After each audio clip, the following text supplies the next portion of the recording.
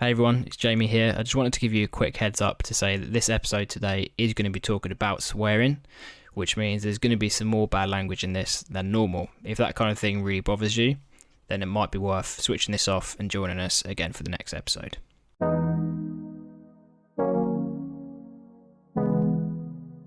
We're a group of normal people, all trying to figure out how to follow Jesus in the 21st century.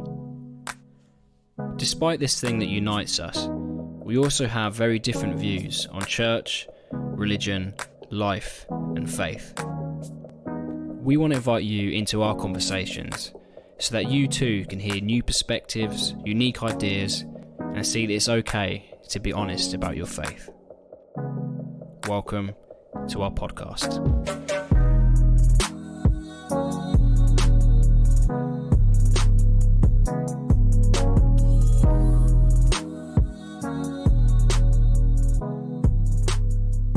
I finally figured out how to position my stand without knocking my microphone over. How have you done it?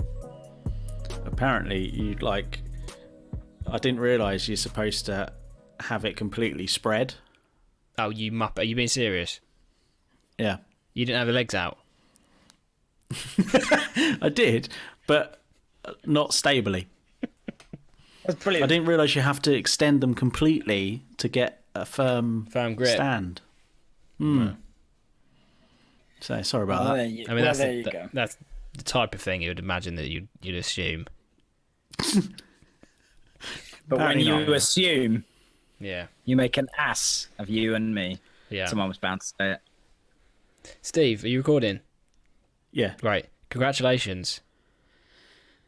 I'll say it on the podcast. I've spoken to you in private. Thanks. Steve's now officially, Hey! whatever the word Crossing is. myself. Yeah. How would you explain it? Well, I've Seminary's done. finished seminary. My 4-year course is over, Way. which is wonderful. And on the 1st of July, I take up the pastorate at Dunstable. The pastorate. Will you be... Just told everyone where I am. We'll bleep that. Are you going to be the sole pastor, Steve? No, Barry is also pastor, Okay, so I'll be working alongside him. right. But basically you're gunning for his job, yeah?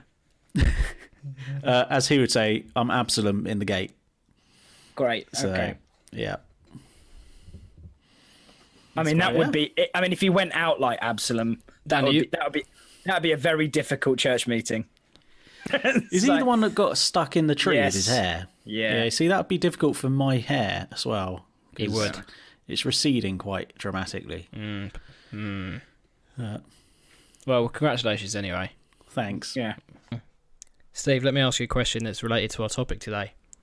Would you say that you feel like the dog's bollocks?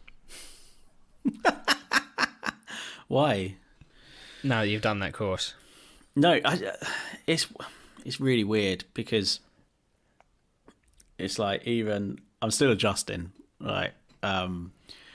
Because for the last 4 years, I had to adjust from having my identity as being a full-time evangelist for the open air mission, and kind of going, really, and going from that where kind of I can talk to you about evangelism. I'm doing evangelism every day, etc., etc., etc. And then going into this world where that's not parachurch, that's in the church, and now I'm a trainee. And if I'm honest, that kind of bruised my ego a little bit. And then I transitioned from the bruised ego to kind of relying on, well, I'm just the trainee, and therefore, Plead ignorance. I can get away with some stuff. And now I'm out. I'm going, oh no, Yeah. people are actually going to expect me to know stuff. and even worse, like the buck stops with me a little bit here. And I think like, oh wait, the net's out, the net's gone now. The net, and so I'm like, I'm excited because I love a challenge. I love new bits. Yeah. and that's just my personality. I thrive off it. So, That's but cool. at the same time, I'm like, ooh, okay, right, now I've got to do something, get used to something else. Yeah. So That's great. I mean, my reference to the bollocks thing was a nice link into our topic today. I wondered what reaction I'd get. And you just carried on as though I didn't do anything bad, which kind of says it all. Well, I've had a really fun afternoon. Well, when I say afternoon, like an hour or so, doing a little bit of research into swearing. Right. It's been wonderful. I'm not massive. I'm not like a big English nerd, really. Like words have never really been something that's really fascinated me. But I came across, is it Susie from Countdown? Right. oh yeah, She's done a whole series on YouTube about the origins of each swear word, has she? and it's hilarious. Awesome. It's I will have so to check good. It's that worth watching, because she does it so well. Susie Dent. That's the Yeah. one. Yeah, Give it's us a really- highlight then. Well, there's lots of things I've found out, which we'll touch on in a second. But just as a general introduction into this, a little, perhaps a disclaimer at this point that if anyone is overly sensitive, we're obviously going to be referencing quite a lot of swear words today. So now might be a time to turn off if you're not partial to a Profanity. bit of a potty mouth. But well, if you know, or equally, I would encourage you to listen and see if we can change your mind anyway. So let's see where this goes, or if we can change each other's minds. Because just a little poll here initially. I think I know where we all are on this. Is it fair to say that none of us have a major problem with swearing? Is that fair? Or is it a deeper question than that? Steve's being careful because he's worried. I have a complex Okay. story with swearing, I think. Okay, give us your story. Well, again, not wanting to make my parents seem bad, but swearing was fairly normal in my house growing up. And, you know, I do remember repeating swear words my dad would have said in the car. I do remember swearing when my dad wasn't around, mostly when my dad wasn't around, until I was about 16. Yeah. And then it was sort of, I got brave and swore in front of my dad, and that was fine. But then I recognised some stuff from, so coming into a church context was I had to learn very quickly. It wasn't a huge thing, but it was just something I probably was already aware of anyway through stereotype, that people in church don't really swear. But then kind of there was people who made bigger deals of it than I thought was necessary. And I've had lots of discussions with different Christians about whether you should swear or shouldn't. I don't get offended by it. At the same time, I think there's some principles about speech from scripture that I try to follow, but I feel like an absolute hypocrite because Steve can have the best runs. Steve, if I'm angry, my mouth can be bad. Yeah. So it's a complex issue. I try. Yeah, it's one. If I can coin a term from the Puritans, some of my bosom sins, or besetting sins, is of the mouth. Yeah. Okay. All right. We'll touch on some of the you said about scripture. We'll perhaps go there. Dan, go on. What's your? Yeah. Well, I mean, to be similar, fair, if anyone's listened to the podcast so far, most of the explicit little things I've had to put on all the podcast has been because of you. So I guess people probably know where you are on it. But go on. Yeah, I don't know. Where do I start? We grew up in a family where I think my recollection is that would have been would have been one of the easiest ways to incur the wrath of mum and dad.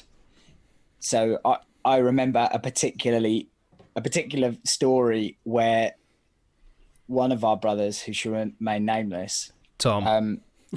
There you go. Thanks, Jim, for naming him. Said, "I can't be asked," Oh yeah, I remember this. and we just dobbed him in. We dobbed him in, and he got absolutely. He went mental, Bent and over his the knee. his defence was, "I didn't say I can't be asked." He said, "I can't be asked." And I think to this day Yeah. believes that that's what he said, but it made no sense in the context in which he used it. But that was the kind of thing that was going on in our family. It's like that. It was one of the speediest ways to, incur get someone in wrath. trouble. What are you saying, Get Steve? Yeah, you've just prompted something, because when I first got to know you guys, Dan, you were I was out of the distant, picture. Yeah, emotionally. when I sort of first got to meet the brothers, I think one of the things that wound me up more than anything else was the substituting of words for swear words for other words. Right. Yeah. Like terms like snuff and asked rather than asked and things like this. And I was just like, I remember kind of just sitting there thinking, why don't you just say it? Just say it. Like, I don't care. And I think that said more about me at that time. I was just like, just say it. Like, Yeah. But Yeah. I mean, obviously, me and Dan have got the same upbringing, so swearing was an absolute no. And in fact, I can't think of anything that we probably would have got more of a severe telling off for than if we dropped a serious word. I don't think I can't remember ever swearing growing up. No, I can't. I can't remember doing it. No, but this is the thing, isn't it? at all. And this is where I think my issue comes with it, because it was just a veneer of like a pretend, it was a pretense, wasn't it? Because as you say, Steve, all that stuff was going on underneath the surface. And really it was just a easy signifier to say this is our morality, but we were doing all sorts of other stuff, but it was just this one issue that I think probably more than anything. I think this is where I've been frustrated with Christians in the past who have told me off when I've used a swear word, and then I see them and hear them using substitute words, and I'm just like, no, either say it or don't say it. Don't substitute it, because it's the heart that's the issue, not the mouth. Right. And yeah, it winds me up because I think if Christians can virtue signal on anything, very often it's on this issue. Yeah. And even recently I had it where like my brother is like the worst one for swearing, like even makes me uncomfortable. I'm like, stop. And when his girls were learning to talk, like one of them who's particularly cheeky was kind of using one of his words that she had heard him use, and like the judgmentalism that I received from someone when I was kind of sharing about it, and it was just like, and I'm like, all right, but I could point out some more serious things about your family, thanks, but I haven't. Yeah. Yeah. I do remember, Steve, once there was a pastor that I started to listen to. Can you remember the story? No. I think it was Mark Driscoll. Oh yes. Who I mean now. What episode is this? I don't know. It's taken us this long to reference it. No. Yeah, but I remember at the time being like, I've heard this guy, and there was a thing going round, wasn't there? saying like, "Oh, Mark Driscoll swore once in his sermon." Mm. And I remember, No. He they didn't say once. They said he was swearing. Oh, he was swearing. He was a sweary preacher. Sweary preacher. And I remember saying to Steve about Mark Driscoll. I remember in my mind. I remember you saying, "Oh, he's the one that swears or something. I don't want to listen to him." Yeah. So that was quite a shift for you from your past to that. I'm also a hypocrite. Like at that time, like I would have been swearing all the time, but it was like, we're in church. No, preachers can't swear. And I don't even know if I had a rationale behind it. I think I was just following what had been, what others had said. And then when I then listened to Mark Driscoll, I was just like, sorry, where does he swear? Yeah. I'd rather take issue with Driscoll on other things like theology, perhaps. Then anyway, just raging at people because but like I mean, I think the one, and I've listened, like I think at that time in my life I'd listened to I probably listened to Mark Driscoll every week. Hundreds of sermons of his I think I listened to. I've only ever heard him say one thing, and that was crap. And in my book, that's just not a swear word. I just like, if you think that's a swear word. It does. This is the childishness in me. It still makes me laugh when you get to the passages in the Old Testament and preachers are forced to say shit him. I know it's childish, but giggle. I always let out a little giggle. Always. Yeah. So a lot of it seems to be around degrading whoever would be degrading in that time in society, right? It's a lot around patriarchy. Mm-hmm. So like to call a man to insinuate that a man is like a woman, for example, is like incredibly degrading to a man. So it's like one of the worst things you can say is to like reference them as a woman, or to reference their. Yeah, I see where we're going with this. Reference their like reference their genitalia as like a woman's genitalia, all that kind of stuff. But I mean, I found some very interesting things here, right? So the F word, for example, potentially was used as early as the 1300s. Wow. Which is crazy, isn't it? Germanic origin, but was actually originally understood as hitting. So it was like to strike something or to hit something. It wasn't related to sexual things at all. Well, I also did a little bit of research. Go on. So, because I was thinking, well, there are different ways of approaching this, right? Because obviously the theological drift is to say, right, let's go instantly to what Scripture says. And I think we should totally do that. We should go there. Well, we should go there, being another Christian podcast. But I thought, well, there's something happening surely at a cognitive level. And I was thinking about that old adage about people who swear more are supposedly more intelligent. That's gone around. That statistic. Yeah. Apparently, there is a correlative link, not a causative link, but a correlative link that increased uses of profanity is common in people with higher IQs. Now, I don't have a source for that. It's just one of those kind of bits of things that get cycled round. Whether it's Internet, true, I have internet news. Yeah. So, but I can it definitely maybe take you to a couple of pubs where I can show you that to be untrue. Oh yeah, well, absolutely, yeah. But I thought, well, there must be some sort of like neurological thing. So I did a little bit of reading, and apparently it's fascinating that they've done studies on brain damage and what happens when people are brain damaged and what it does to their linguistic ability. And they were talking about, in this particular text I was reading, about how there are generally 3 layers to language: emotional, semantic, and syntactical. And the semantic and syntactic side of language sits on the left-hand side of the left hand. Hang on, stop 1 second. Stop. What's syntactic?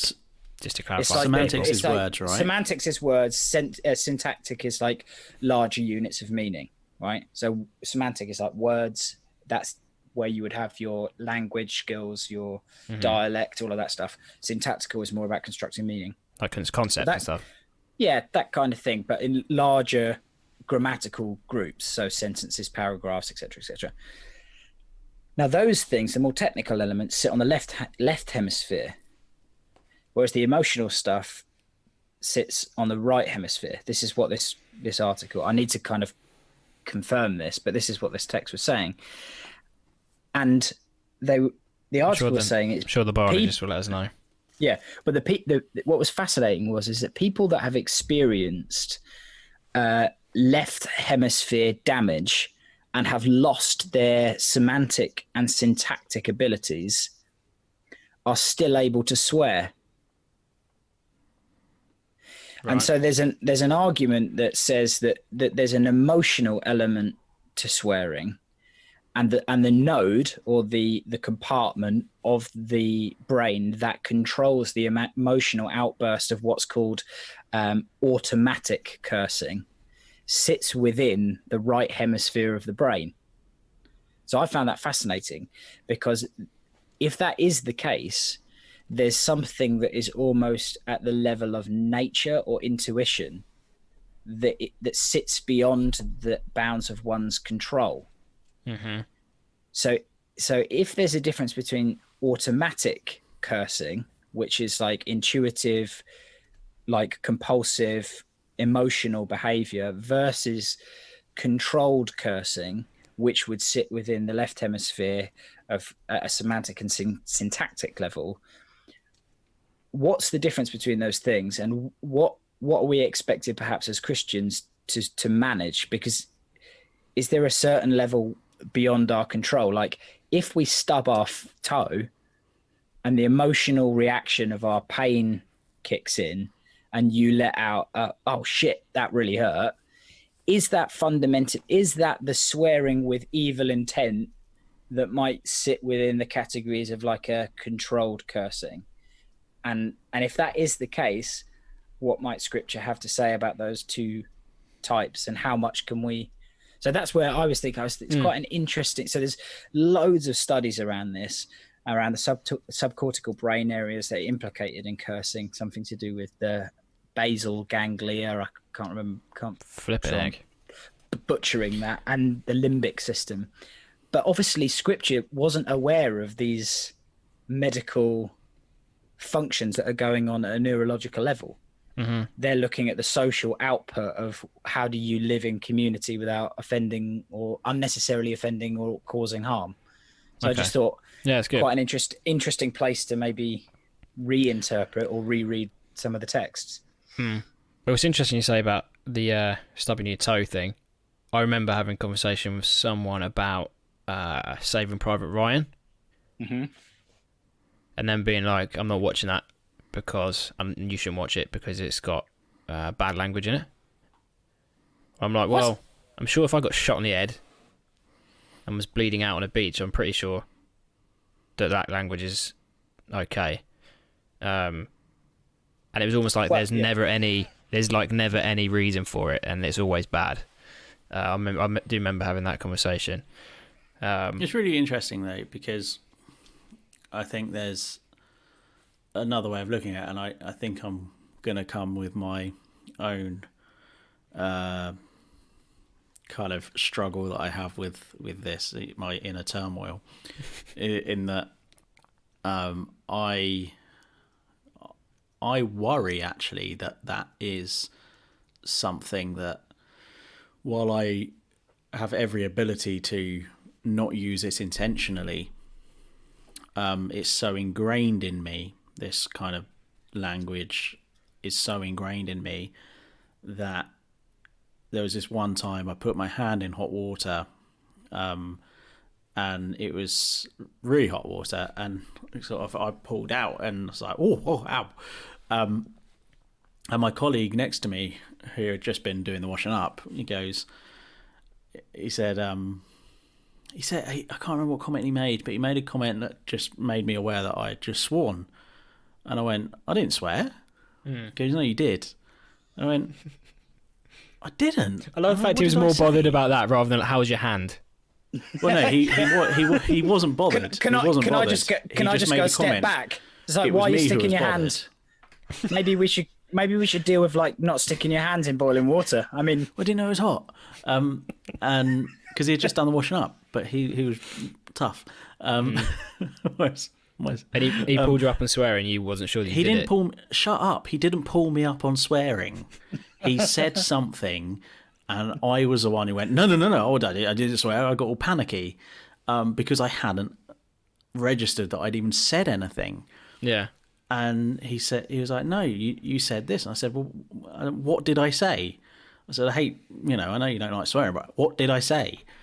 And he told me it was the F word, and I was like, yeah, it sounds plausible. and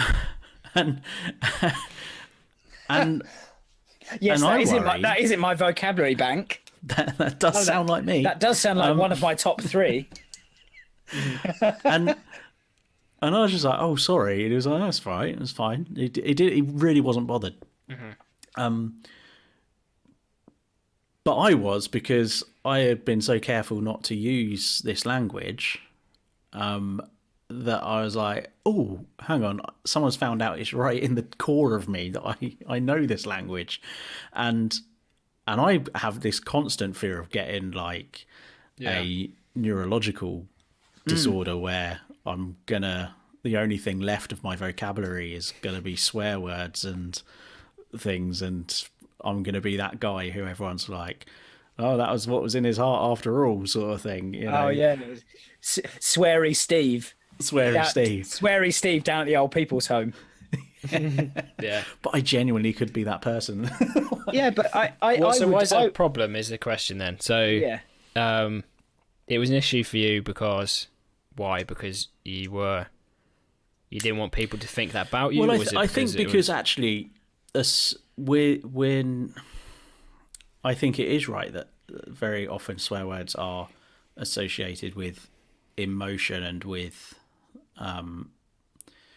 negativity, because you use a swear word to degrade someone, to denigrate them, to offend, or to because you are emotionally somewhere where the only way of expressing that particular strong emotion is which is for me usually annoyance, irritation, or anger, is to use a strong word, and it's not well intentioned, and therefore I associate it with, well, that's a negative part of my personality, not a positive.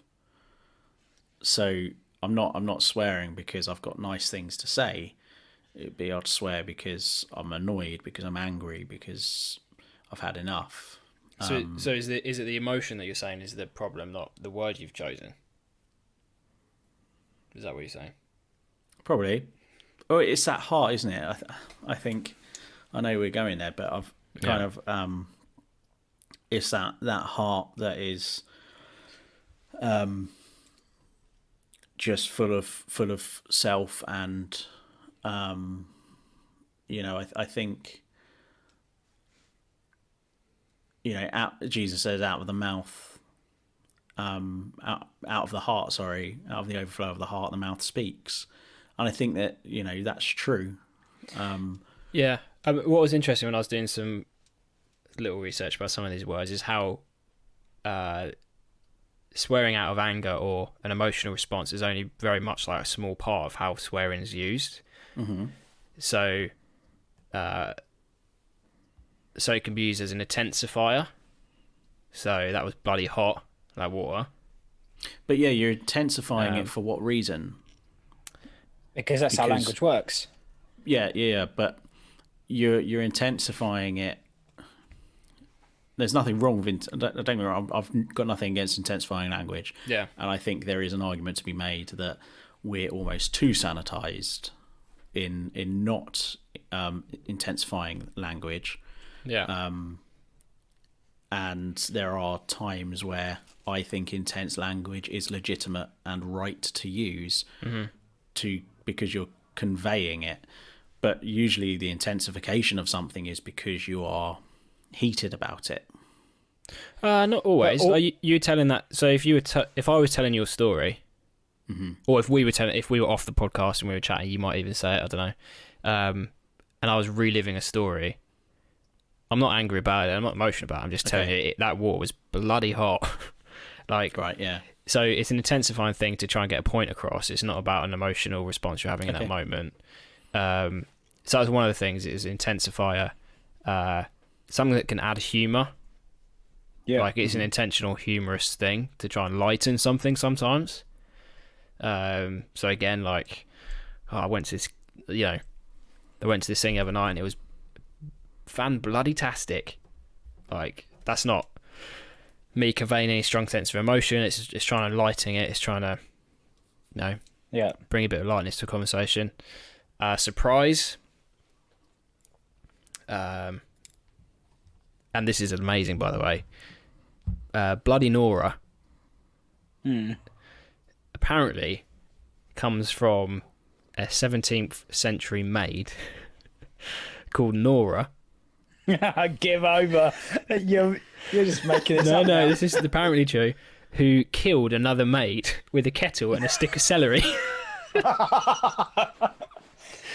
And people were so shocked. Does it give any additional detail on how she killed? Because that's a very bizarre combination, isn't it? Well, I think that's the point, that people were so surprised. It was like, bloody Nora? How could she do such a thing? With a stick of celery in a kettle. Yeah. It sounds like a very bizarre clue board, doesn't it?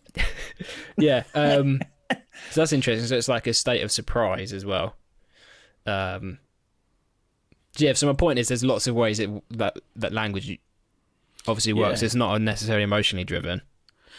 So can we go a step back then and say that actually the combination of letters that forms a word is bound by context, because that's limited to language groups. Because you may find, even if you were to talk about this in terms of idiom, like if I said to Jamie, "Oh, you fox," right, he would take it as a kind of slightly cheeky, suave, rascal figure. If you were to go and say the equivalent in Russia, you would be in real deep shit. You would be in trouble because of the social context in which that particular signifier is connected to the signified. So the actual sign and symbol of these words, either written or oral, is connected by the link of that society's experience. And my thinking is that as language evolves, which we all know it does, as it shifts over time because of the way a society uses it, the words themselves can never really be swear words. Now, they are commonly called that because that's how they sit. But in terms of their functionality, they're now used in a broader context. And therefore, I'm quite content to use some of those words in those contexts, and amongst certain groups who understand those usages. Yeah. Because that's how language works. It's like the equivalent of me going to China and speaking Mandarin, because if I were to not speak Mandarin, they wouldn't understand. I would be unintelligible to them. Mm-hmm. Now, that's not absolute because we are in flux. But I think we all know when someone is cursing and swearing with that intent, because you can sense it in the context. Mm-hmm. If someone's standing there denigrating, slating, slandering maligning someone's character with a vocabulary that includes this this category of language, then we then connect that signifier to the signifier of the hateful intent.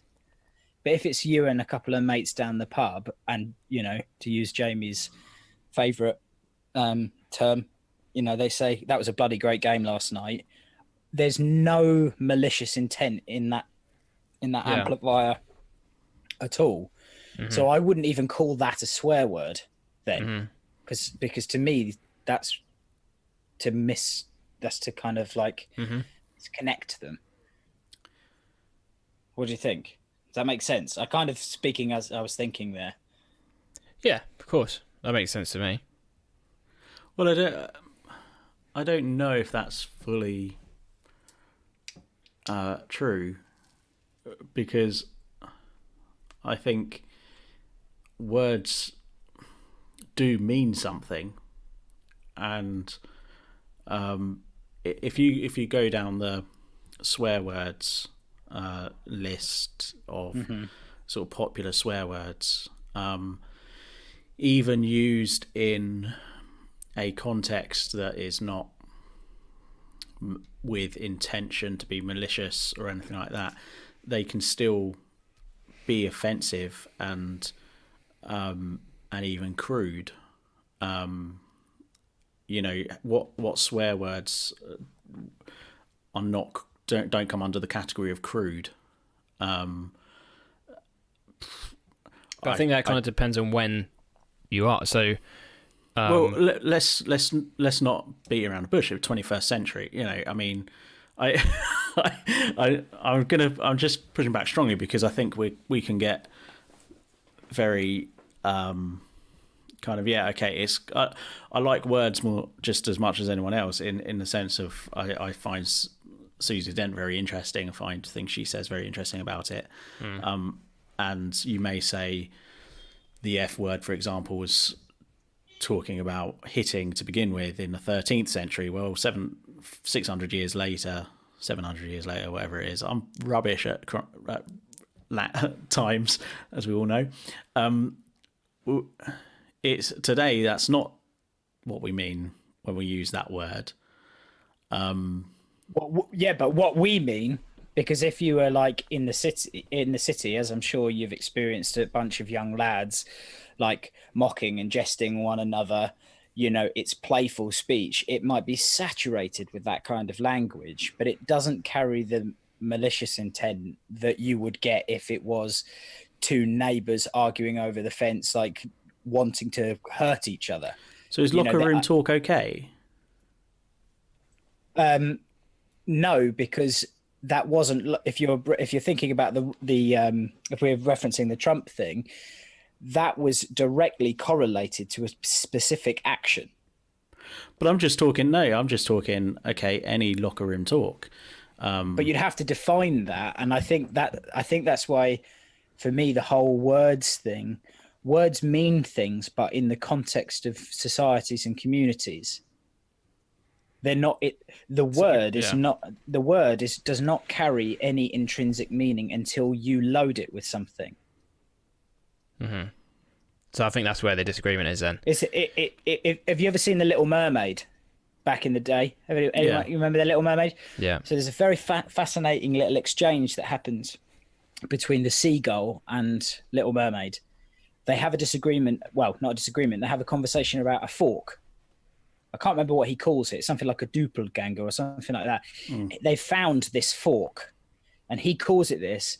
And he basically, my memory is he instructs her that it's a hairbrush. And so you've got the actual signified, the item, the fork, but he has imposed a different word on this. And then she obviously ends up in the palace or wherever she is with a prince or her future love, and she finds a doppelganger or whatever it is lying there on the table. She picks it up and starts to comb her hair with it rather than using it for dinner. Now, in her context and in her situation pre-transformation, in her undersea world, it was perfectly legitimate for her to use a fork as a hairbrush because it served the function. And that word, whether it's a doppelganger or a fork, is irrelevant because of the purpose she uses it for. She then finds herself in a different context, and the purpose for which she uses this fork is now shifted, and society rejects her for that usage. The actual terms are irrelevant. It's the intent with which they're used. And I think that shifts over time and in different contexts. Mm-hmm. Yeah, I would agree 100%. But I think the difference then is what we're saying is that words in themselves don't mean anything until it's put within a context and a culture. Whereas Steve's still not happy. Yeah, but that's what I'm saying. But are Yeah. you saying, Steve, that just words kind of outside of culture still have a meaning? No, I think that's a ridiculous way of looking at it. I'm not That's saying why that. that's why it's a question. I don't think anyone is saying words can be used outside of a culture. I think they absolutely are used within culture and within society. What I'm kicking back against is that it's the intention that's important, because yes, intention's important, but words mean something. And you can't just go back and go, well, in the 13th century, what it actually meant was, and therefore make it okay for today, which I don't think you're saying. No, I agree. But you just said that words mean something. So what I'm saying is I'm asking you whether you were saying that words mean something regardless of the context that it's been used in. In and of itself, forgetting the context, this word has a meaning, and that's what's important. Yes, well, I mean, is it appropriate for the businessman? Is it appropriate for a businessman to be using a profanity in his business, in a business meeting, with clients? I get it all the time. Probably less and less a thing, but I think on the whole, it's not exactly. It's a bit cheeky. It's not. Yeah. It wouldn't be something that is the most professional way of conducting yourself in society's eyes. Yes. But I think this is where we could start to direct our thinking then to the scripture, because actually it seems to me that the context in which these instructions are coming are within communities that are trying to shape a different way of living together, and it's not about the words but the intent. So continually is, it starts with wanting to flavor your speech with love, then might change the output. But the particular settings that we may find ourselves in might require of us to speak with love, but use a set of words that another group of people would think, well, that doesn't sound very loving. Mm-hmm. We do this all the time with our tone. Like I take a tone with, say, my son, because there's an instructional relationship as father to son. There's a desire to try and kind of direct it, but I would never speak to you guys like that because it would be wholly inappropriate. There's a vocabulary and a grammar that goes along with those relationships that I think then the question becomes, what should appropriate speech be amongst the people of God that are trying to demonstrate a different way of being together? Do I think that could potentially include words that are strong? Yes, I do. Because it's about then the heart.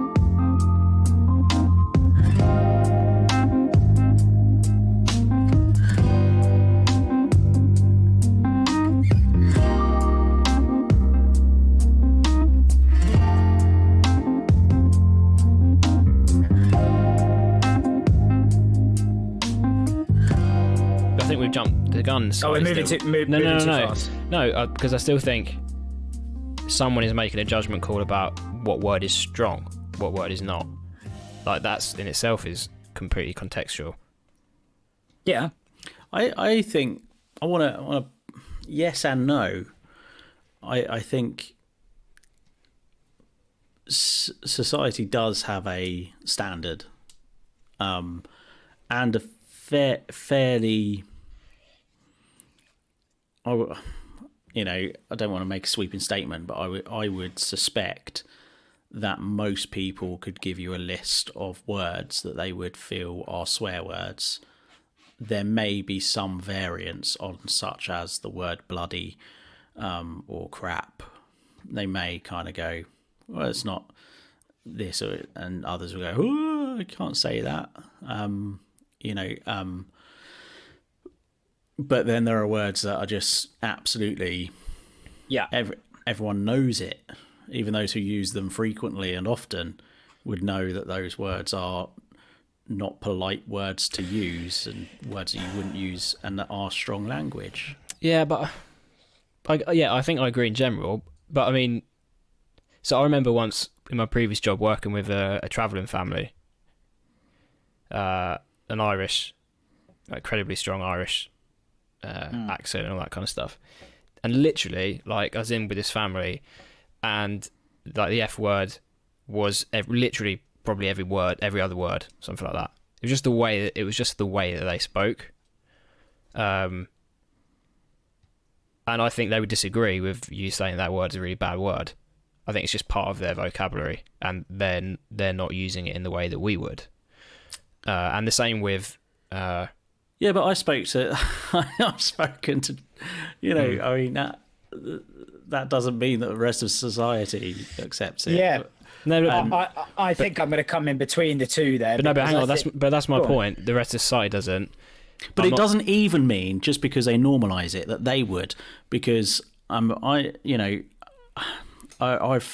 remember a conversation very specifically with a traveller family who were telling me about things that they have done that they saw no problem with, however the law did. And they also knew that someone who was religious would find that a problem. Mm-hmm. And so they did understand there was a... so what I'm saying is that, yes, they may use it all the time. It doesn't mean that they necessarily...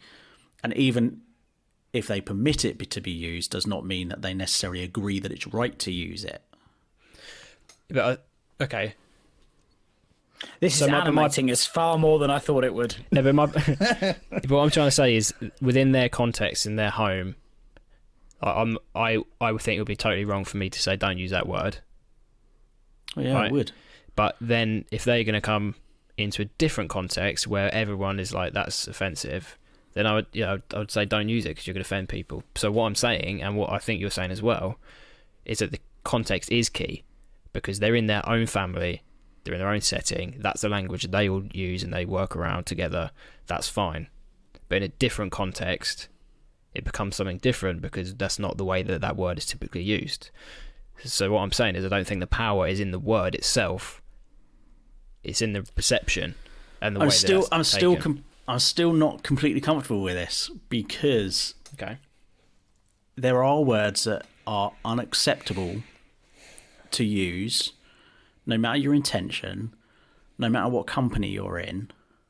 Take, for example, Hulk Hogan.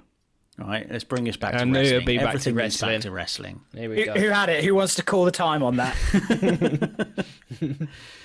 In 2016, thereabouts, or something along those lines, he was in court trying to win a case where a website had put a sex tape of him up. One reason he wanted that sex tape, allegedly one reason he wanted that sex tape removed, was because there was some very inappropriate language used about black people. And this was in the privacy of a bedroom. This was between two people who were not offended by anything or by those words. And yet he did not want them getting out because they are inappropriate and wrong words to be using. To the point that when the transcript got out, he was sacked and removed from the WWE Hall of Fame. Mm-hmm. He did not say those words publicly. And yet, nor did he direct them at anybody. They were not intended with offence. In fact, many black wrestlers have come out and said he's not racist. But the words he was using, the words were wrong. Who decided they were wrong? Everybody. Right. Even him. So it was public. It was public because it was made public, but the setting was because of a transcript of him being recorded having sex. So what I'm saying is, he didn't deliberately go out on TV to make this public. He didn't use it like that. No. In a context in which he thought this video will not be made known because it's between friends. This video will not be released to the public. He thought he could say what he wanted. Yeah. The trouble is go on. that those words are offensive, and he knew they were offensive when he used them. Yeah, but I think that's exactly what I'm saying, because it was found in a public setting, and he was trying to protect that language from having its say in public. So was it okay to use them in private? No, absolutely not. Right. But those two things are separate. Not because of the words he used, because that release of that speech, his desire to protect the transcript was because he was fully aware of the power of that language in the public sphere, right? Oh, I see. Okay. That's why he moved, because he was perfectly willing to use it in private. So at some level of his moral decision making, he didn't think that those words had any intrinsic issue. The issue was them doing exactly what we're saying, is when they entered the public sphere, they took on a meaning that, and I'm assuming, given the context that you've described, those very words probably wouldn't have been offensive in the white community 50, 60, 70 years ago. So I think the case is bolstering the argument, because as soon as they entered the public sphere, those words became problematic. Now, are they wrong? I think they are wrong, but because not because of the word, but because of everything that's loaded into that term by history, by society, by culture. Mm-hmm. And I think that is interchangeable from the signifier of those, I'm assuming, number of letters. And I guess that same word used by a person of colour in a different context is perfectly fine. Yes. So it's context once again. Yeah. And the person using it. And I've heard the conversation around that specific one, and I think as soon as we can divert back onto swear words, it would be good to.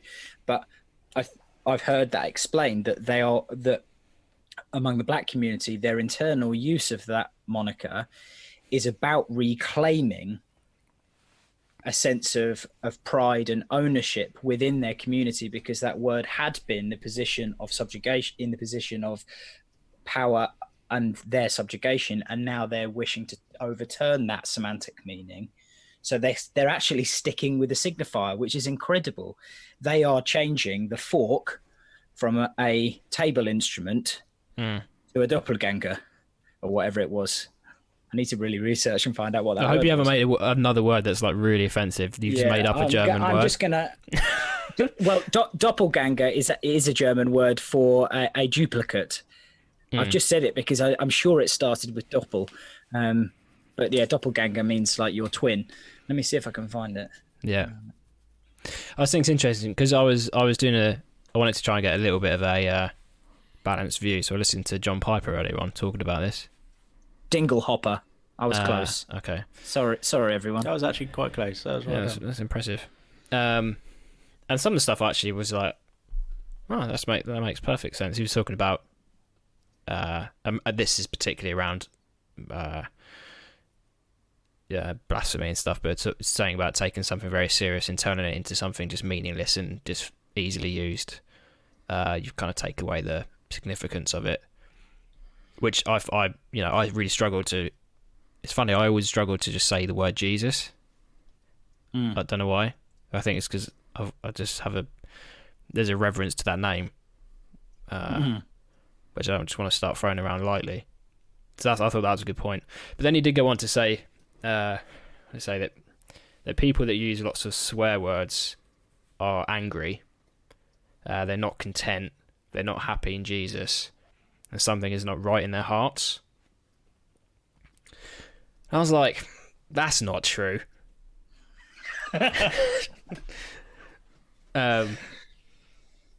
Because you're not from the culture and society where that is part of your everyday language.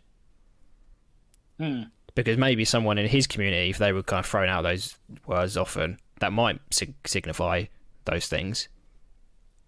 But someone in a very, very different culture, I just don't think that's fair to say of those people. Well, I come from. I think why I'm unsettled by this is because I do come from a culture where swearing is very normal, and I do have a problem with it, and I think it does show something about the person. I think it does show something about me. I think that there are the throwing out, the flippant use of certain words. I think the filthiness of certain words. I think it does say masses about something being wrong in the heart. And I think Jesus would say that's true. I agree with you when you're able to discern an intent that reveals the heart. Well, that's what I'm saying. By someone saying those words, I don't think it's fair to then say, oh, they're not happy in Jesus because they used a word that it might mean something different to them than it does to you. You have to take the whole context into consideration, don't you? Because, I mean, Jesus himself used some incredibly strong language. Probably, there's nothing that I've read of the linguistics that would suggest Jesus got anywhere near to what we'd call swearing. But Jesus utters some very, very strong language. I mean, he curses. Like he curses a fig tree. Now, granted, it's an inanimate object, but there's a cursing there of a public symbol of the religious leadership and authority structures. Like Jesus was quite happy to issue a curse. His language in the temple, his violence that came forth from his passion and zeal, like there were contexts behind these actions for sure, but it would be a strange thing to say Jesus was an angry person and that he didn't have any love for God in his heart because he cursed and got violent.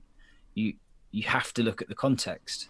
Is John Piper talking about people who have one-off occasions, or is he talking about people who are continuously doing these things?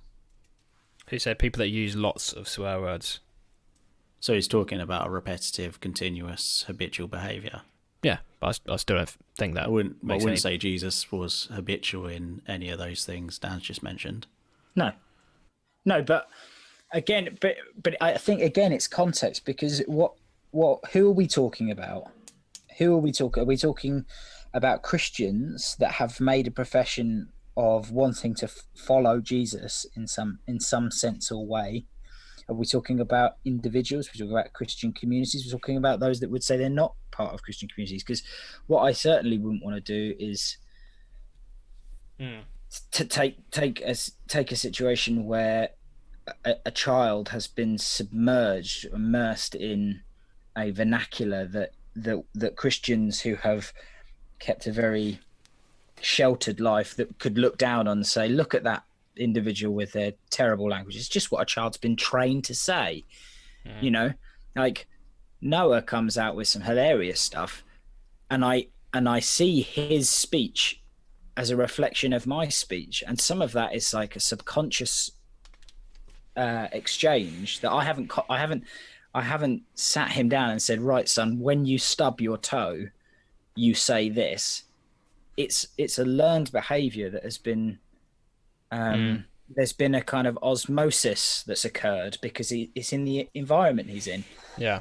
Now, do I hold someone to account for the environment they've been in, perhaps after 3-4 generations of a particular type of word use? I don't think I can. So that's on that side of it. I do think there is something we need to kick about with regard to Christian communities. Okay, we'll go there. I mean, just gonna say that excuses an awful lot, if I'm honest, because there's a lot. I can then say, well, actually, I just learnt it, and therefore I take no responsibility of my doing it. Whereas I know for a fact by my own experience, just because I learnt it doesn't mean that I'm not responsible for deciding to do it. No, but you also had to learn that it was wrong. Yeah, absolutely. Which is also a contextual thing. So had you been in an environment where that particular mode of speech was so accepted and you were never really exposed to a critiquing voice that said, actually, we don't use that word, you know, or the authority figures that had taught it to you. I mean, if your parents has so instructed you in that way of speech, I don't think that there is a. I think there is a certain amount of grace that then needs to come into that situation. I hear the tension and I feel it as well, because you're right. You could excuse all manner of ills on the basis of, well, that's just learned behavior. But that's why I found the neurological stuff interesting, because where are we drawing our lines? For me, it's about when someone says they're swearing, we're talking about genuine malicious intent to harm, offend. That's what I understand by swearing. I don't see the occasional slip out of the F word, or, you know, I just don't, it doesn't register that way. But that's just me. Can I just, I don't know. I'm saying that I think there are some very big question marks, and I think I have not yet seen real serious justification of most British swearing. And I'm not standing on a pedestal. Just to clarify. Well, I can't. I troop along with the rest of them. I have no pedestal to stand on here. Yeah. No. So I've been swearing far longer than both of you. So we're fairly. It's still a novelty for us, isn't it? Still quite new to you guys. Yeah. We're still enamoured with the linguistic freedom. Yeah. Well, no, I actually don't feel the freedom at all. To be honest, like there's words I won't use. Oh yeah, me too. Like 100%, and that isn't. I see Steve smiling like, ha. I just find this funny. That we're taking the positions we're taking, and I know. I mean, yeah, there are some words that I won't use, not because I think that word has an intrinsic meaning to it in and of itself, because in 50 years' time it might mean something else. Like a non-swearing word, for example, like wicked, in my lifetime has gone from that's really terrible, evil, to you remember getting in trouble for that. Yeah, I used that once standing up in front of a church describing the experience I had of Jesus at some point, and I said it was wicked, and everyone was like but I mean that's exactly that's an example of a word that has completely evolved to mean something else. There's words that I wouldn't use because of the way I know that it can be taken, probably in the context of the people I'm using it around, not because I feel like there's any actual intrinsic value to that word in and of itself. So yeah, there's things I would be uncomfortable saying and I won't say.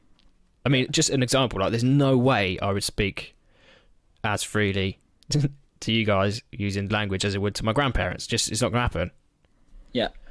Not because I think saying bloody is bad, it's just because I don't know that that's going to cause an offence that's just unnecessary. But then if I was with you lot, or I was with a different group of friends or whatever, and I'm in a different context, no one's going to get upset and offended by it, I'm happy to use that. Did you hear that, Steve? He has other friends other than us. I don't believe him. No, it's not true. I made that up. But you get my point, I lie. I'm so sorry. You get my point. And Steve, when me and you chatted, like, if you've used those words, I wouldn't even regard that, because I'm not offended by it. You're not saying it hurtfully. You're not trying to be provocative to me or whatever. In that kind of situation, it's just the way that we would talk, and that's fine. But I mean, if you were then going to speak to old Doris in your church, I probably wouldn't advise you to use it. But I think this is where there is a tension, and I think there is difficulty, because a lot of my thinking is around kind of, using crudity, filthiness, that sort of thing, which I think are just not good for a Christian. There is a standard, I believe there's a standard of holiness. We've been set apart from our culture by God, and Christ living in us by his Spirit. There is a new standard that is on us as Christians, and that impacts every area of our life, even speech.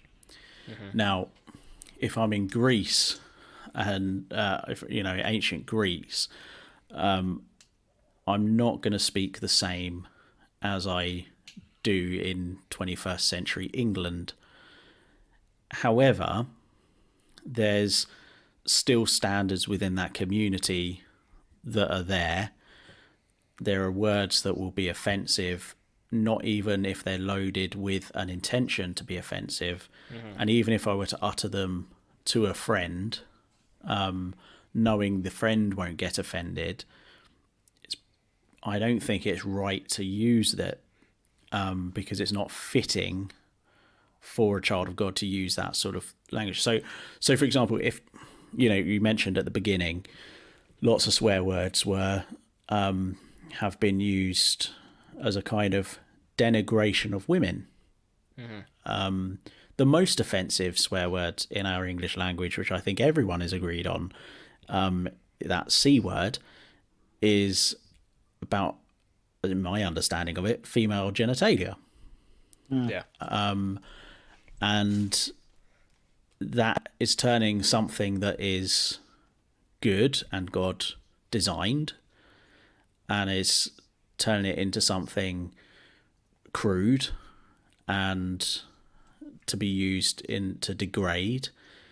And I just go, even if I'm with someone who I know using that word, I would not offend them using that word, and there are people I know who would not be offended by that word, I wouldn't use it. Because I want to aim at something higher than that. I want to set an example and a standard of, I'm not going to denigrate women. I'm not going to be crude. I'm not going to be filthy. So I think that's where I'm coming from. Yeah, I agree, and if I'm honest, there is an element of that I do feel slightly challenged on. But I do wonder whether that's, again, this is going back to what we've always said about, but the offence around that word isn't the 4 letters. It's what you are, what you're doing in that moment. You're so I mean, let's say in a lecture around, silly example, but in a lecture around words, right? If the lecturer said Susie Dent video. Okay, perfect. Susie Dent video, yeah, which I would encourage everyone to watch. I'm going to put a link to it if I can. In that context, she's explaining it. I think we're all happy to say that she's not swearing. She's using the word, yeah. I think so. Okay. So it's not the word in itself that has the power. It's what you're doing in that word, using the word.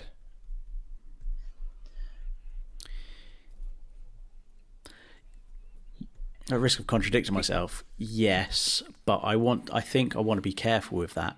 Yeah. Because I think then I can run with that and make it more about kind of,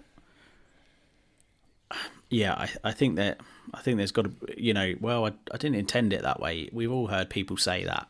I didn't intend it that way, and I think I just go, okay, you didn't intend it, so therefore no one should ever be offended by that word ever, or that thing, because you didn't intend it to be. It's like the worst apology in the world. I'm sorry if I offended you. Yeah. What do you mean you're sorry if you offended me? Or I'm sorry that you took it like that. I'm like, you just rubbish. Turned it round on me. Yeah. Like, I thought that was perfectly acceptable. well, I'm sorry if you misunderstood. Is that not how? No, I've just been following our Home Secretary. I mean, that's. Isn't that how you apologise? I think I you actually don't apologise. You don't apologise if you're part. Anyway, I think it perhaps is a mediating line then between these two things is that yes, words as signifiers don't have any intrinsic meaning. However, functionally within cultures and within societies, they absolutely do. And therefore, the word is so closely linked in the cultural psyche, experience, and history that to use that signifier is to sum up all of that negativity. And so, if you were to wish avoiding such negativity, you would choose an alternative word. Yeah. Now, then you flip it back again and you say, in certain communities and societies, that line of education or thinking might not have been present, and therefore that logic isn't something that is incorporated, which is why I think the church or the body of believers have such a unique opportunity in speaking in a way that demonstrates an alternative pattern of living together. So you've both said it in different ways, is you would choose not to use that speech because you know the impact it would have in your particular social context. So there's or I would choose to use that speech. Yes. Equally, yes, knowing that it could have an impact in a certain way too. Yeah, exactly. Yeah. So I think that's when it's quite. Now we could possibly look at some texts and say, okay, well, what might that mean, and how might we unpack it? Because there's certainly been a case made that the scriptural texts mean directly that you shouldn't use those words rather than intent. So it's probably worth having a look at some of the key ones. Yeah, let's go there. How could we, taking this understanding, this linguistic philosophy, how could we understand them? All right, let's go there. Let's try and keep it relatively brief. Otherwise, I'm going to have another 2.5, 3 hour one to edit. All right.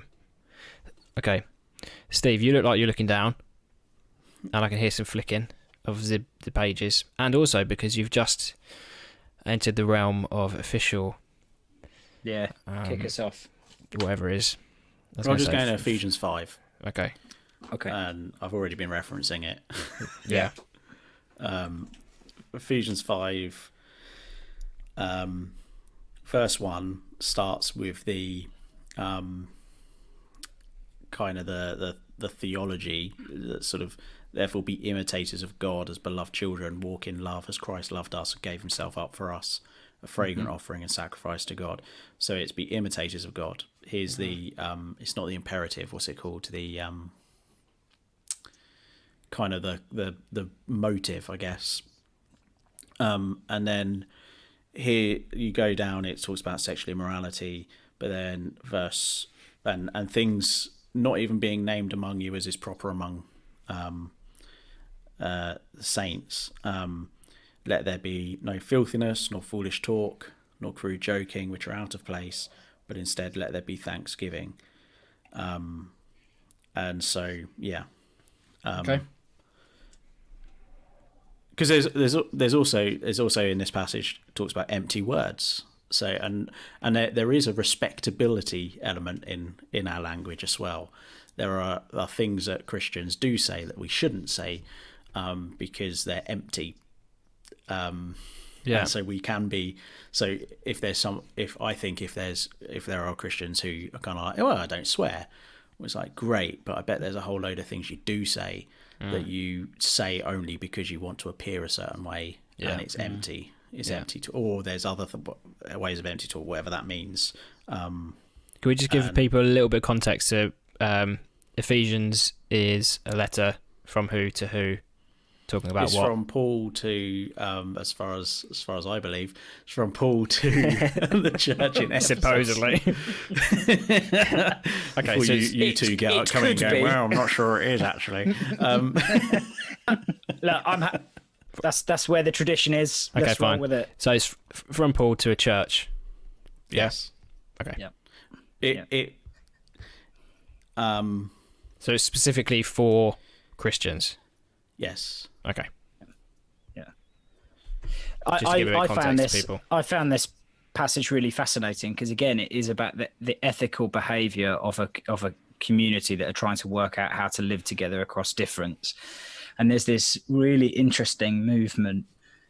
So you have, I'm for some reason I've got the NIV up, the nearly inspired version. I do apologise, everyone. Church the joke. movement here, church joke. You've got, so verse 3, don't let there be a hint of sexual immorality, any kind of impurity or greed. So you've got this triad of sexual immorality, impurity, greed.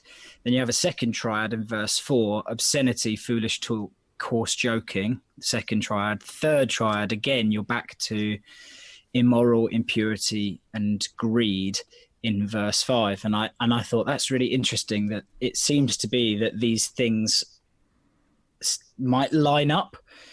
So the act of sexual immorality is kind of connected to the obscenity, ariskrotes. Impurity seems to be connected with foolishness. So, there's a type of speech that's just, as Steve says, it's about a way of demonstrating purity. And then the one that really bothered me was greed,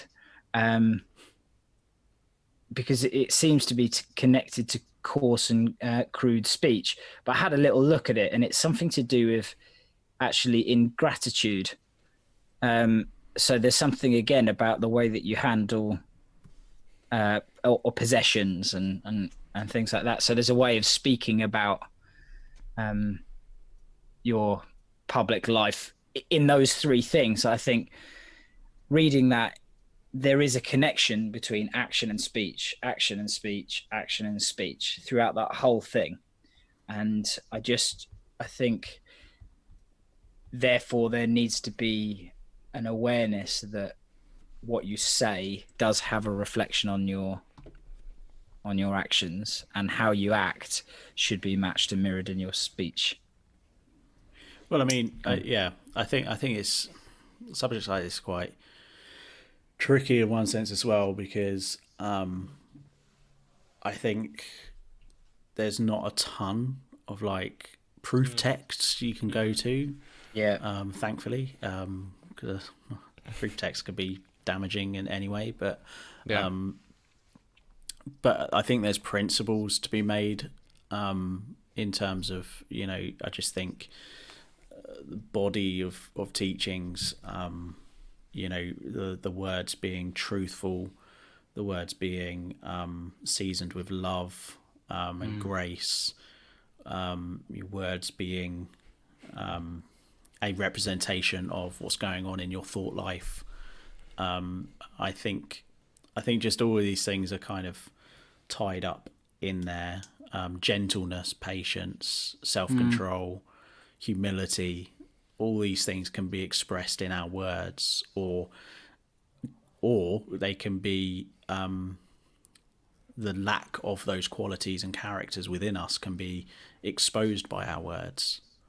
And so I think there's very, I can't think of much more than that, if I'm honest. Ephesians 5 Yeah. There's the unwholesome. Well, there's the unwholesome thing, isn't there? In 429. Let me pull up the exact text so I don't misquote it. In 429, don't let any unwholesome talk. No corrupting talk come out of your mouth. Yeah, come out of your mouth, which I think is an interesting. So again, I'm a bit skeptical of word studies, if I'm honest, because there's so many difficulties with doing it from a linguistic point of view. Partly for some of the reasons we've been talking about today, like the translation across cultures, across language groups, etc. But it seems to be that quite a consistent usage is around fruit.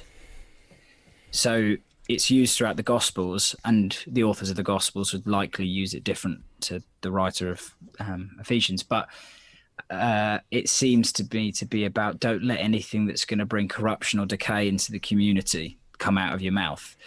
So it then follows up by saying building one another up according to needs. And I think that does give some room for strong language, because there may be occasions where your speech needs to be seasoned quite strongly to get some meaning across to people that need to listen, for the benefit of those that might listen. But like I say, in the Gospels, the usage is around about bad trees producing bad fruit. So there's quite a consistency there around, what comes out of you is it reveals what's going on the inside. But I'm skeptical about isolating a single word as a way to demonstrate the fruitfulness of someone's life. I think when it talks about unwholesome talk, it's talking your speech collected and gathered. Like, is it fruitful? I think this is very interesting, because I think, and I'm going to sound like I've done a total 180 on all of this now, but I think scripturally speaking, from my understanding of what I see, is that, a lot of Christians would be worried about individual swear words being used. Yeah. And less worried about how they use their acceptable words to tear other people down. I've been more torn down in my life by Christians using flawless language. Flawless religious language. Religious language as well. Yeah. Much more than using an F-bomb or calling me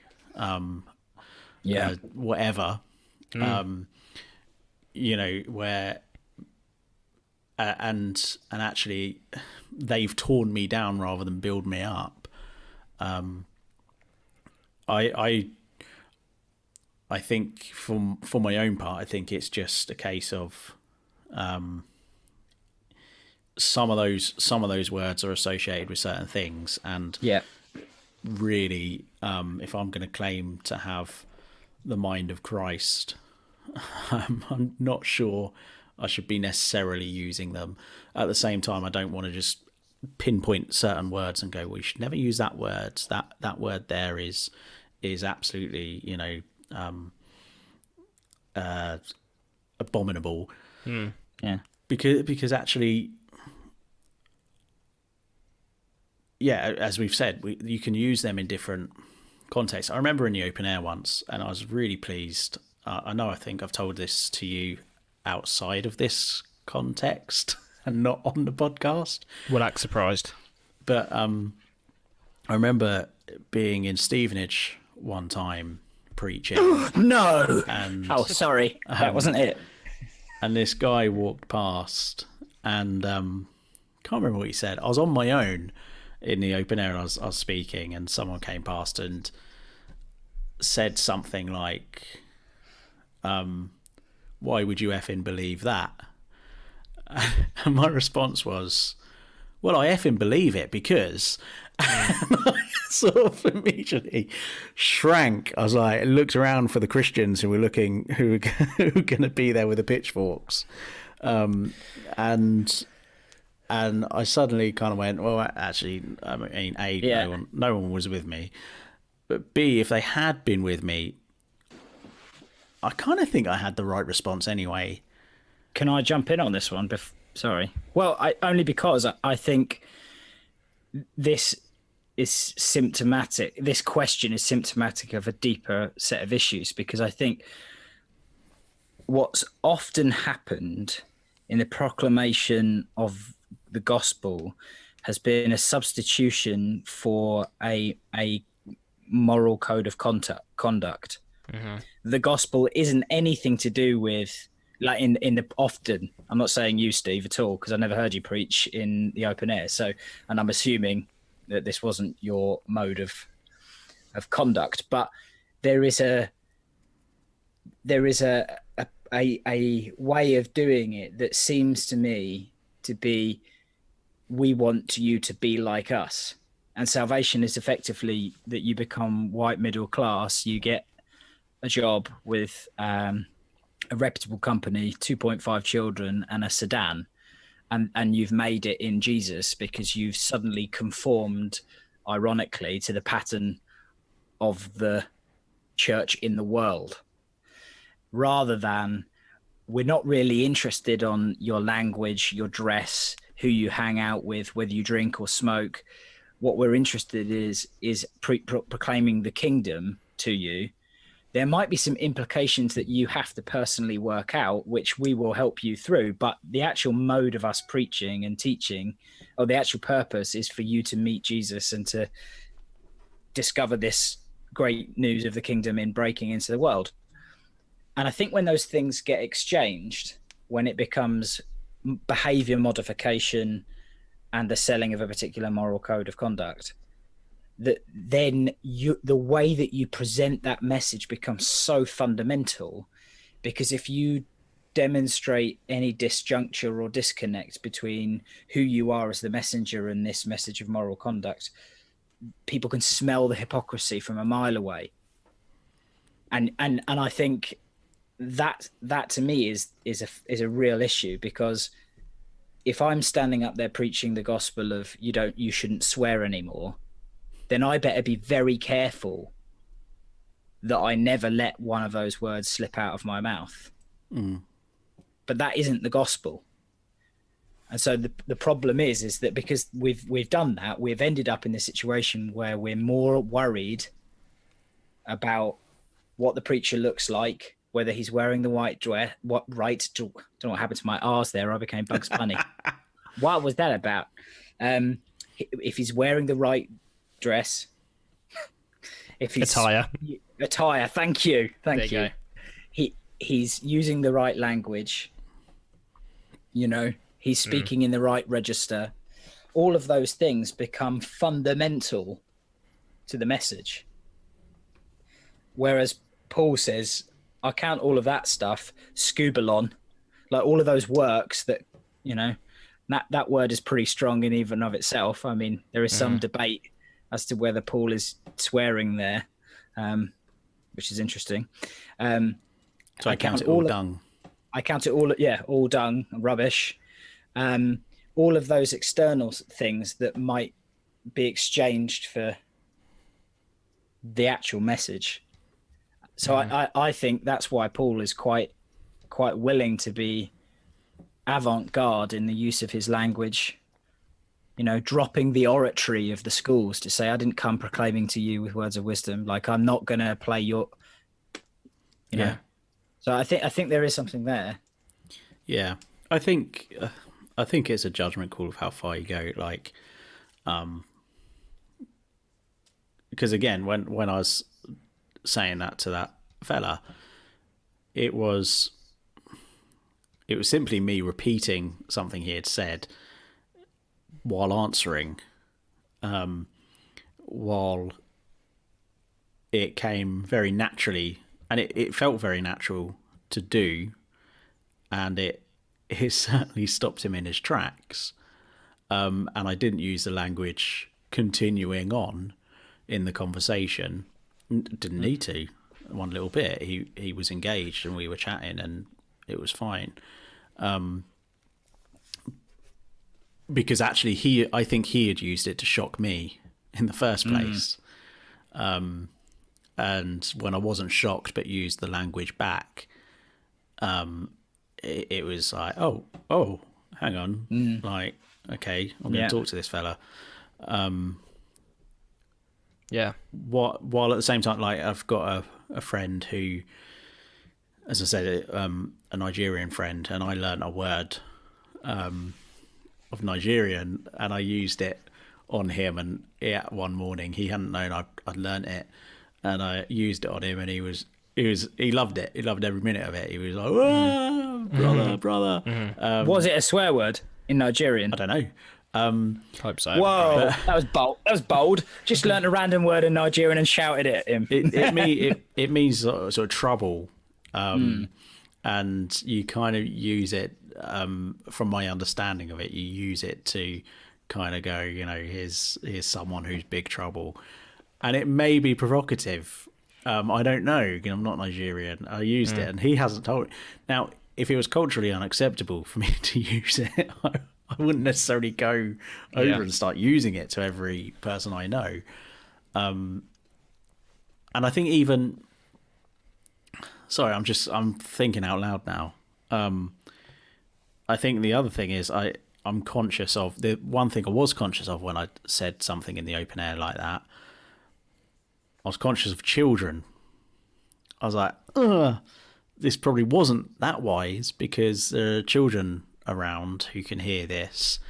And I think it's the kind of...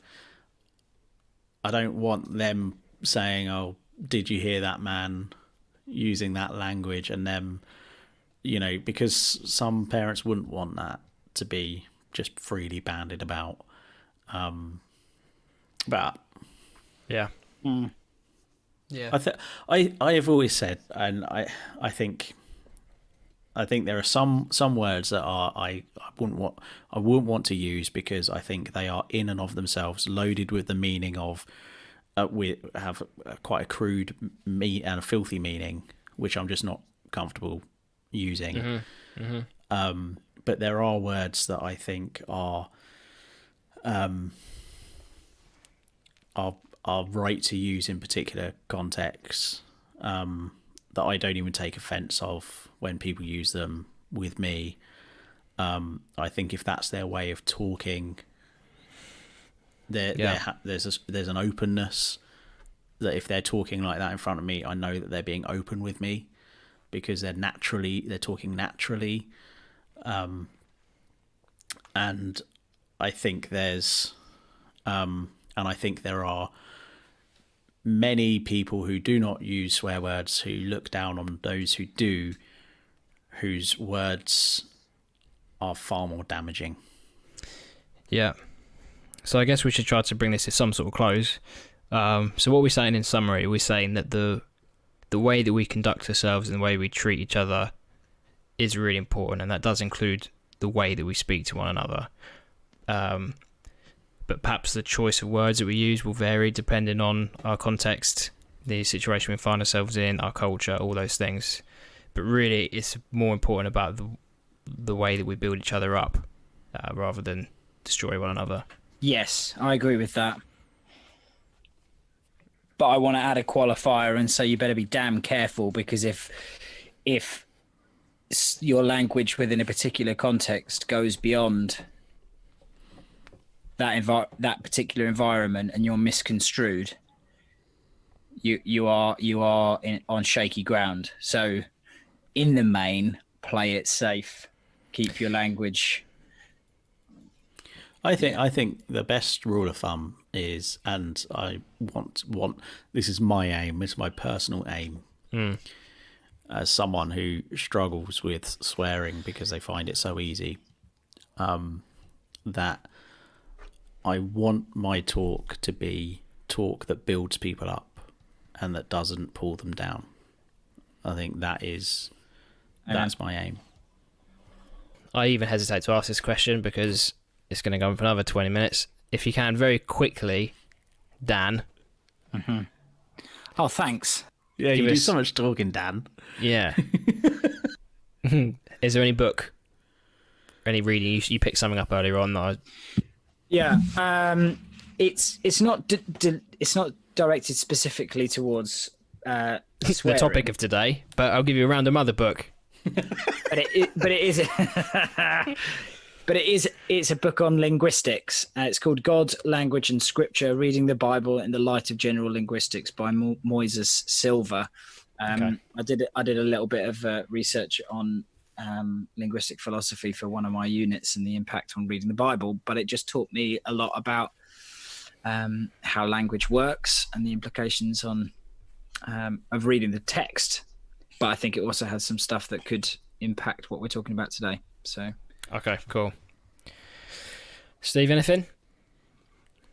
Yeah, I think there's a this isn't a book that's about swearing as such. Oh, right, another one. It touches on what we've talked about Okay. and this is where I feel quite strongly. Yeah. The middle class Christian, their problem is not that that they've got to stop swearing. Their problem is that they need to think about the respectable words they use to sin with. And so there's a book called Respectable Sins by Jerry Bridges. And so that might be worth reading. Great. I mean, this one is kind of loosely tied to this topic. This is Complete Spanish, Grammar and Verbs and Vocabulary. learn how to swear in Spanish. Yeah, it's by Collins, easy learning. 3 books in one. You get the grammar, verbs and vocabulary. There you go. Okay, thanks everyone for listening to another episode of Another Christian Podcast. It's been an absolute joy and pleasure to have Reverend Dan Copperwheat, Reverend Steve, Vicar Steve, shaking his head. Minister Steve, Pastor Steve. No one ever calls me anything fun. I got called a cameraman the other day and it really wound me up.